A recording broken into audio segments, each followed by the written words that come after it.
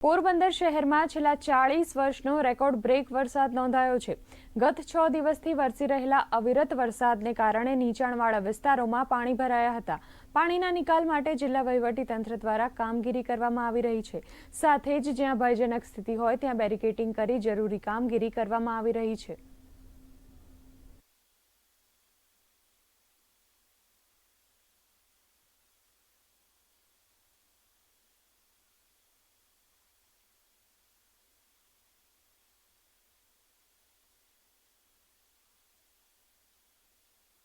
Road पर आવું ખોદકામ થાય છે, ફૂટપાથ ઉપર આવું ખોદકામ થાય છે ત્યારે લોકોની સલામતીનો પ્રશ્ન પણ વહીવટીતંત્રની નજરમાં છે અને અમે આ ખોદકામ કરી અને જે કચરો કાઢીને રોડ સાઈડ ઉપર નાખેલો છે એ કચરો ત્યાંથી દૂર કરવાનું અને જે ખોદકામ ઓલરેડી થઈ ચૂક્યું છે અને એમાંથી જે બધો ડસ્ટ અને ડર્ટ જે હતી એ બધી બહાર કાઢવાની કામગીરી પૂરી થાય એટલે તરત જ અમે એને ઢાંકવાનું કામ કરીશું। કોઈને કોઈ મુશ્કેલી ન પડે, આરોગ્યને કોઈ તકલીફ ન પડે અને કોઈ અકસ્માત ન થાય એની પૂરતી કાળજી રાખી અને અમે આ ટેમ્પરરી પણ મજબૂત બેરિકેડિંગ અમે કરવાનું અમારા ધ્યાનમાં છે અને અમે તરત જ કરીશું।